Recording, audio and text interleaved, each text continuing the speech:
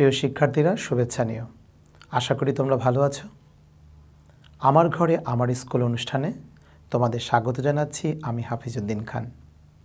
আমরা আজকে নবম শ্রেণীর পৌরনীতি ও নাগরিকতা বিষয়ের দ্বিতীয় অধ্যায়ের পরবর্তী ক্লাস হিসেবে তোমাদের একটি ক্লাস নেব।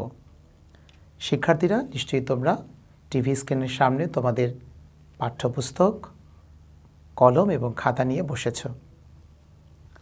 চলো আমরা ক্লাস শুরুর আগে একটি ছবি দেখে নেই। তোমরা স্ক্রিনে যে ছবিগুলো দেখছো, এই ছবিগুলো দেখে কি অনুমান করছো? আমরা একটি ছবিতে দেখতে পাচ্ছি একটি শ্রেণীকক্ষের ছবি, শিক্ষক পাঠদান করছেন এবং শিক্ষার্থীরা বসে আছে। আরেকটি ছবিতে দেখছি একটি পরিবার, এবং নিচের তৃতীয় ছবিটিতে দেখতে পাচ্ছি একটি ভোটার বাক্স, যাকে আমরা বলতে পারি ভোটদান প্রক্রিয়ার একটি ছবি।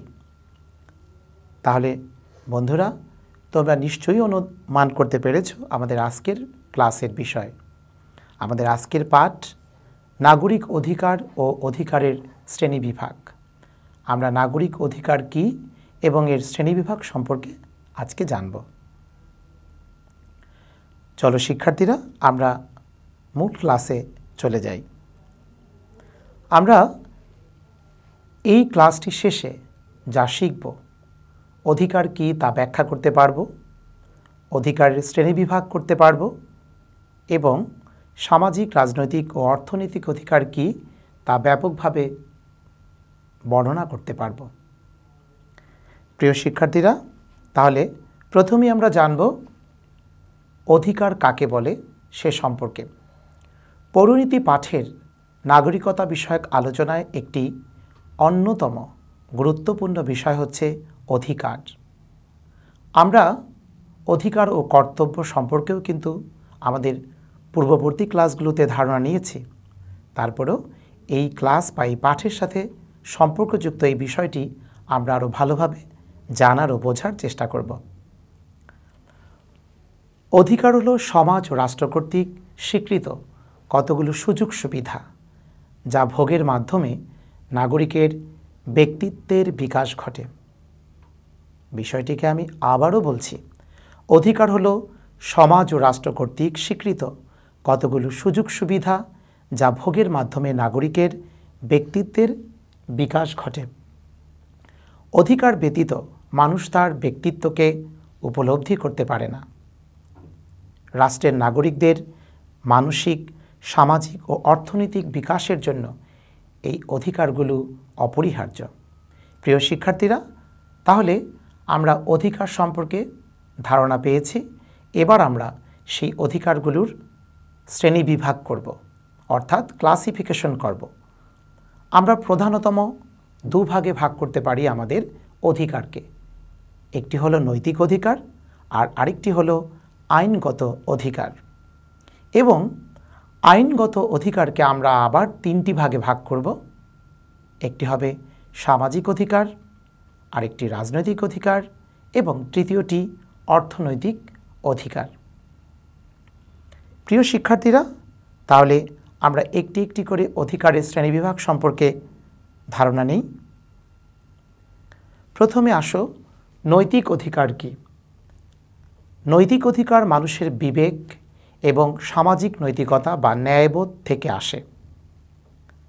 আমি আবারও বলছি, নৈতিক অধিকার মানুষের বিবেক এবং সামাজিক নৈতিকতা বা ন্যায়বোধ থেকে আসে। যেমন দুর্বলের সাহায্য লাভের অধিকার, এটাকে আমরা নৈতিক অধিকার বলতে পারি। এই নৈতিক অধিকার রাষ্ট্র কর্তৃক প্রণয়ন করা হয় না, তাই এর কোনো আইনগত ভিত্তি নেই। প্রিয় শিক্ষার্থীরা, এবার আমরা আইনগত অধিকার কী এবং তার শ্রেণীবিভাগ আলোচনা করব। যেসব অধিকার রাষ্ট্রের আইন কর্তৃক স্বীকৃত ও অনুমোদিত, সেগুলোকেই আইনগত অধিকার বলে।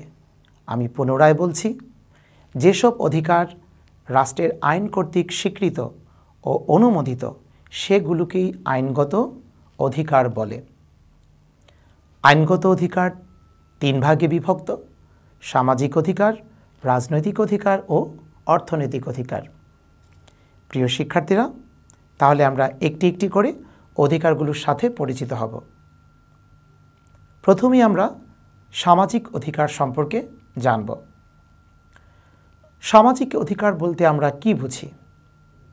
সমাজে সুস্থ ও সুন্দর জীবনযাপনের জন্য যেসব অধিকার অপরিহার্য, সেসব অধিকারকে আমরা সামাজিক অধিকার বলে থাকি। রাষ্ট্রে বসবাসকারী একজন নাগরিকের সুস্থ ও সুন্দর জীবনযাপনের জন্য এই সামাজিক অধিকার অপরিহার্য। আমরা তাহলে দেখে নিই আমাদের সামাজিক অধিকারগুলো কি কি। প্রিয় শিক্ষার্থীরা, তোমরা দেখতে পাচ্ছ প্রথমেই জীবন রক্ষার অধিকার। আমরা রাষ্ট্রের নাগরিক হিসেবে প্রত্যেকেই আমাদের জীবনের নিরাপত্তা, আমাদের বেঁচে থাকা নিরাপত্তা, এটাকেই বলে থাকি আমাদের জীবন রক্ষার অধিকার, যে অধিকার রাষ্ট্র আমাকে দিচ্ছে। তারপরে আসো চলাফেরার অধিকার। আমরা আমাদের রাষ্ট্রে স্বাধীনভাবে চলাফেরা করতে যেন পারি, এই অধিকারটাও আমাদের একটি অন্যতম সামাজিক অধিকার, যা রাষ্ট্র থেকে আমরা পেয়ে থাকি। 3 নম্বর অধিকারটি কি? সম্পত্তি লাভের অধিকার। আমরা প্রত্যেক নাগরিক যার যতটুকু প্রয়োজন সে পরিমাণ অথবা তারও অধিক আমাদের ইচ্ছা অনুযায়ী আমরা সম্পত্তি সংরক্ষণ, ক্রয় বিক্রয় বা লাভ করার অধিকার রাখি। এই সামাজিক অধিকারটিও রাষ্ট্র আমাদেরকে নিশ্চয়তা দেয়। 4 নম্বর সামাজিক অধিকার মত প্রকাশের অধিকার। আমরা জানি স্বাধীনভাবে কথা বলার অধিকারকে আমরা বলি মত প্রকাশের অধিকার। তুমি তোমার মতামত, যে কোনো মনের ইচ্ছা বা রাষ্ট্র সম্পর্কিত যে কোনো ধারণা তুমি স্বাধীনভাবে প্রকাশ করতে পারো এই মতামত প্রকাশের অধিকারটি চর্চার মাধ্যমে। এটিও তোমার একটি অন্যতম গুরুত্বপূর্ণ সামাজিক অধিকার। প্রিয় শিক্ষার্থীরা, আমরা পরবর্তী যে অধিকারটিকে সামাজিক অধিকার বলে চিহ্নিত করি সেটি হচ্ছে পরিবার গঠনের অধিকার। পরিবার আমাদের ক্ষুদ্রতম সামাজিক প্রতিষ্ঠান। পরিবারের মধ্য দিয়েই আমরা এই পৃথিবীতে আমাদের জীবনের সূচনা ঘটাই। তাই এই পরিবার গঠন অবশ্যই আমাদের অপরিহার্য একটি সামাজিক অধিকার। এরপরে আমরা দেখব শিক্ষার অধিকার। প্রত্যেক নাগরিকের শিক্ষার অধিকারের নিশ্চয়তা দিবে রাষ্ট্র, এটিও নাগরিকের সামাজিক অধিকার। এরপরেই রয়েছে আইনের চোখে সমান অধিকার। অত্যন্ত গুরুত্বপূর্ণ একটি সামাজিক অধিকার, আইনের চোখে সবার সমান অধিকার। আমরা জানি law is equal to all, আইন সবার জন্য সমান। আমরা আইন প্রয়োগের ক্ষেত্রে ধনী দরিদ্র, অসহায় অথবা ক্ষমতাহীন ক্ষমতাবান, উচ্চবিত্ত নিম্নবিত্ত, ধর্ম বর্ণ শ্রেণীভেদ করব না। আইন প্রয়োগের ক্ষেত্রে রাষ্ট্র আমাকে সমান অধিকারের নিশ্চয়তা দিবে, এটি নাগরিকের তাই একটি সামাজিক অধিকার। এর পরের সামাজিক অধিকারটি হচ্ছে ধর্ম চর্চার অধিকার। আমরা এই বাংলাদেশে মুসলমান, হিন্দু, বৌদ্ধ, খ্রিস্টান আরও অন্যান্য ছোট ধর্ম সম্প্রদায়ের মানুষ বসবাস করি। আমাদের এই দেশটি সাম্প্রদায়িক সম্প্রীতির একটি উজ্জ্বল দৃষ্টান্তের দেশ। আমাদের রাষ্ট্র আমাদেরকে এই ধর্মচর্চার অধিকার দিচ্ছে। আমরা যার যার ধর্ম শেষে স্বাধীনভাবে নিজেদের রিচুয়াল অনুযায়ী ধর্মীয় অনুশাসন অনুসারে পালন করি বা চর্চা করি, এটিও রাষ্ট্র প্রদত্ত একটি সামাজিক অধিকার। এর পরের সামাজিক অধিকারটি হচ্ছে ভাষা ও সাংস্কৃতিক অধিকার। আমরা বাংলা ভাষার মানুষ, এছাড়াও আমাদের এখানে রয়েছে ক্ষুদ্র নৃগোষ্ঠী ও ক্ষুদ্র নৃগোষ্ঠী বা উপজাতি জাতিগোষ্ঠী, যারাও আমাদের এই মূল বাংলাদেশেরই নাগরিক। তাদের নিজস্ব ভাষা ও সংস্কৃতির অধিকার রক্ষার ব্যাপারেও রাষ্ট্র সচেষ্ট। সে কারণে ভাষা ও সংস্কৃতির অধিকার আমাদের অন্যতম গুরুত্বপূর্ণ একটি সামাজিক অধিকার। চুক্তি করার অধিকার। আমরা চুক্তি করার অধিকার বলতে কি বুঝি? একজন ব্যক্তি সম্পত্তি, জমিজমা ক্রয় বিক্রয়ের ক্ষেত্রে চুক্তি করতে পারে। বিবাহ সম্পাদনের ক্ষেত্রে একটি চুক্তি রয়েছে। ব্যবসা বাণিজ্যের জন্য আমরা চুক্তি করে থাকি। এরূপ যে কোনো চুক্তির ক্ষেত্রে আমরা মূলত রাষ্ট্রের এই সামাজিক অধিকারটি ভোগ করে থাকি। প্রিয় শিক্ষার্থীরা, চলো আমরা এবার পরবর্তী অধিকার সম্পর্কে জানব। রাজনৈতিক অধিকার। রাজনৈতিক অধিকার কাকে বলে? প্রথমে আসো আমরা জেনে নেই রাষ্ট্রীয় কাজে অংশগ্রহণের জন্য নাগরিক যে অধিকার ভোগ করে থাকে তাকে বলে রাজনৈতিক অধিকার। যেমন রাজনৈতিক অধিকারগুলো কি কি আমরা যদি একটু জেনে নেই। নির্বাচনে ভোট দানের অধিকার। আমরা জানি নাগরিক হিসাবে ভোট দান আমাদের একটি অন্যতম গুরুত্বপূর্ণ বা শ্রেষ্ঠ রাজনৈতিক অধিকার। এই অধিকারটি আমরা প্রয়োগ করি ভোটদানের মাধ্যমে। আমরা নাগরিক এই ভোটদান ক্ষমতাটিকে আমাদের সার্বভৌম ক্ষমতা হিসেবে দেখে থাকি। 2 নম্বর, নির্বাচিত হওয়ার অধিকার। আমরা নির্বাচনে ভোট দেওয়ার যেমন অধিকার রাখি, ঠিক তেমনি নির্বাচনে প্রতিদ্বন্দ্বিতা করার জন্য প্রার্থী হওয়ারও অধিকার রাখি। আমরা যে কোনো নাগরিক নির্বাচন কমিশনের শর্ত সাপেক্ষে নির্বাচনে প্রতিদ্বন্দ্বিতা করার অধিকার রাখি। এটি আমার একটি অন্যতম মৌলিক রাজনৈতিক অধিকার। কারণ আমরা নির্বাচনে আমরা জনগণ ভোটদানের মাধ্যমে আমাদের জনপ্রতিনিধি বাছাই করে থাকি। প্রিয় শিক্ষার্থীরা, পরবর্তী রাজনৈতিক অধিকারটি কি? সরকারি চাকরি লাভের অধিকার। আমরা জানি সরকারি চাকরি লাভ এটিও আমাদের একটি অন্যতম গুরুত্বপূর্ণ রাষ্ট্রীয় অধিকার। আমরা আমাদের যোগ্যতা অনুসারে চাকুরির শর্ত সাপেক্ষে সরকারি চাকরি লাভের অধিকার লাভ করে থাকি এই রাজনৈতিক অধিকারটির মাধ্যমে। আবেদন করার অধিকার এটিও আমাদের একটি অন্যতম গুরুত্বপূর্ণ রাজনৈতিক অধিকার। আমরা চাকুরির ক্ষেত্রে, বিদেশ ভ্রমণের ক্ষেত্রে, যে কোনো রাষ্ট্রীয় সুযোগ সুবিধা গ্রহণের ক্ষেত্রে, তথ্য অধিকারের ক্ষেত্রে আমরা এই আবেদন করার অধিকার রাখি। পরবর্তী রাজনৈতিক অধিকারটি হচ্ছে স্থায়ীভাবে বসবাসের অধিকার। আমরা হয়তো আমাদের নিজ দেশে স্থায়ীভাবে বসবাস করছি, কিন্তু আমরা যদি কখনো অন্য কোনো রাষ্ট্রে বসবাস করতে চাই স্থায়ীভাবে, তাহলে সেখানে আমাকে স্থায়ীভাবে বসবাসের জন্য আবেদন করতে হবে। তখন সেই স্থায়ীভাবে বসবাসের অধিকারকেও আমরা রাজনৈতিক অধিকার বলবো। প্রিয় শিক্ষার্থীরা, পরবর্তী রাজনৈতিক অধিকারটি হচ্ছে বিদেশে অবস্থানকালে নিরাপত্তা লাভের অধিকার। আমরা যখন বিদেশে অবস্থান করি তখন বিদেশি নাগরিক হিসাবে ওই রাষ্ট্রে আমাদের নিরাপত্তা লাভের জন্য আমরা যে অধিকার ভোগ করব তা আমাদের অন্যতম একটি রাজনৈতিক অধিকার। সর্বশেষ রাজনৈতিক অধিকারটি সরকারের সমালোচনা করার অধিকার। সরকারের সমালোচনা করার অধিকারও নাগরিকের রাজনৈতিক অধিকার, যা রাষ্ট্র নাগরিককে সাংবিধানিকভাবে দিয়ে থাকে। একটি রাষ্ট্রের সরকার ভালো মন্দ 2 ধরনের কাজই করতে পারে। তখন নাগরিক স্বাধীনভাবে সরকারের সুষ্ঠু ও ভালো কাজের জন্য, সংশোধনমূলক কাজের জন্য গঠনমূলক সমালোচনা করার অধিকার রাখে।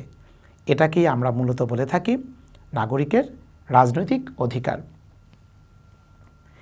প্রিয় শিক্ষার্থীরা, চলো আমরা এবার দেখব 3 নম্বর অধিকারটি, অর্থনৈতিক অধিকার। অর্থনৈতিক অধিকার বলতে আমরা কি বুঝি? প্রথমে আমরা জেনে নেই অর্থনৈতিক অধিকারের ধারণাটি। জীবন ধারণ করা এবং জীবনকে উন্নত ও এগিয়ে নেওয়ার জন্য রাষ্ট্র প্রদত্ত অধিকারকে অর্থনৈতিক অধিকার বলে। আমি আবারও এর সংজ্ঞাটি বলছি। জীবন ধারণ করা এবং জীবনকে উন্নত ও এগিয়ে নেওয়ার জন্য রাষ্ট্র প্রদত্ত অধিকারকে আমরা অর্থনৈতিক অধিকার বলে থাকি। তাহলে প্রিয় শিক্ষার্থীরা, চলো আমরা এবার জেনে নেই এই অর্থনৈতিক অধিকারগুলো কি কি। যেমন যোগ্যতা অনুযায়ী কাজ করার অধিকার, এটি একটি অন্যতম গুরুত্বপূর্ণ অর্থনৈতিক অধিকার। আমার যোগ্যতা রয়েছে যে কাজটি করার, সেই কাজটি করার অধিকার আমার রয়েছে। রাষ্ট্র আমাকে সাংবিধানিকভাবে সেই অধিকারের নিশ্চয়তা দিবে। ন্যায্য মজুরি লাভের অধিকার। আমরা নাগরিক হিসাবে রাষ্ট্রে যেখানে যে প্রতিষ্ঠানে যে কর্মস্থলে যে কাজ করি না কেন, আমাদের সেই কাজ বা পারিশ্রমিকের ন্যায্য মজুরি লাভের অধিকার রয়েছে। এটিও নাগরিকের অন্যতম একটি অর্থনৈতিক অধিকার। অবকাশ লাভের অধিকার, আমরা কাজের শেষে অবকাশ লাভ হতে পারে, এটা আমাদের রিটায়ারমেন্ট বা কর্মজীবন শেষে অবকাশ লাভ। এই অবকাশ লাভের অধিকারটিও একজন মানুষ বা নাগরিক হিসেবে রাষ্ট্রের কাছ থেকে আমরা পেয়ে থাকি। 4 নম্বর অর্থনৈতিক অধিকারটি হচ্ছে শ্রমিক সংঘ গঠনের অধিকার। লেবার অ্যাসোসিয়েশন বা শ্রমিক সংঘ একটি প্রতিষ্ঠানে এমপ্লয়ি, ওয়ার্কার বা শ্রমিকদের নিজেদের স্বার্থ ও কল্যাণের জন্য একটি সংঘ থাকে। সেই সংঘটি গঠনের অধিকার নাগরিকের রয়েছে। সেই সংঘের মাধ্যমে শ্রমিকরা তাদের কল্যাণ, অধিকার বা স্বার্থ সুষ্ঠুভাবে পাচ্ছে কিনা, সংরক্ষিত হচ্ছে কিনা সে বিষয়টি দ্বারা জানতেও বুঝতে পারে। তাহলে শ্রমিক সংঘ গঠনের অধিকার রাষ্ট্রের অন্যতম একটি অর্থনৈতিক অধিকার যা রাষ্ট্র নাগরিককে দিয়ে থাকে। প্রিয় শিক্ষার্থীরা, চলো আমরা তাহলে এই পাঠ শেষে আমরা যা শিখলাম তা আমরা একটু আবার ভালো করে বুঝে নেই। আমরা অধিকার বলতে কি বুঝি এ বিষয়টি আলোচনা করেছি। আমরা জেনেছি অধিকার রাষ্ট্র থেকে প্রদত্ত নাগরিকের কিছু সুযোগ সুবিধা, যা রাষ্ট্রের নাগরিক সুষ্ঠু সুন্দর জীবন যাপনের জন্য এবং তার মানসিক ও সামাজিক ব্যক্তিত্ব বিকাশের জন্য রাষ্ট্র থেকে পেয়ে থাকে।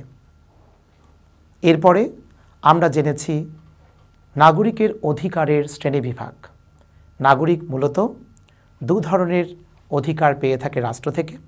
একটি হলো নৈতিক অধিকার, আরেকটি বলেছি আইনগত অধিকার। নৈতিক অধিকার প্রাপ্তির ক্ষেত্রে রাষ্ট্রের কোনো বাধ্যবাধকতা নেই, কিন্তু নৈতিক অধিকারটি মূলত উৎসারিত হয় আমাদের বিবেক ও ন্যায়বোধ থেকে। কিন্তু আইনগত অধিকার রাষ্ট্র কর্তৃক আরোপিত। এই আইনগত অধিকারেরই 3টি শ্রেণীবিভাগ করেছি আমরা। একটি হলো সামাজিক অধিকার, রাজনৈতিক অধিকার ও অর্থনৈতিক অধিকার। আমরা সামাজিক, রাজনৈতিক ও অর্থনৈতিক অধিকারের প্রত্যেকটি অধিকারের সাথে বিশদভাবে পরিচিত হয়েছি। প্রিয় শিক্ষার্থীরা, চলো আমরা তাহলে বাড়ির কাজে যাব। তোমরা বাড়িতে বসে পড়াশোনার কাজে মনোযোগী থাকবে। আমাদের আজকের পাঠের বাড়ির কাজটি হবে অধিকারের শ্রেণীবিভাগ। অধিকারের শ্রেণীবিভাগের একটি চার্ট প্রস্তুত করে তোমরা রাখবে।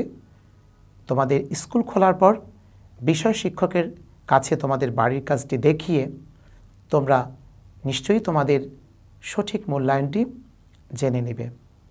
প্রিয় শিক্ষার্থীরা, এই ক্লাসটি যদি তোমরা আবার দেখতে চাও তাহলে তোমরা আমার ঘরে আমার স্কুলে এই অনুষ্ঠানের ফেসবুক পেজ এবং ইউটিউব চ্যানেল ভিজিট করতে পারো। তোমরা যদি কেউ চাও আমাদেরকে ইমেল করতে পারো। এই পাঠ সম্পর্কিত যে কোনো প্রশ্ন ও তোমার মন্তব্য আমাদেরকে জানাতে পারো ইমেইলে। আমরা তোমাদেরকে সর্বাত্মকভাবে তোমাদের প্রশ্নের উত্তরগুলো জানানোর চেষ্টা করব। প্রিয় শিক্ষার্থীরা, আশা করি তোমরা ভালো থাকবে এবং সুস্থ থাকবে। পরবর্তী ক্লাসে তোমাদের সাথে দেখা হবে। আল্লাহ হাফেজ।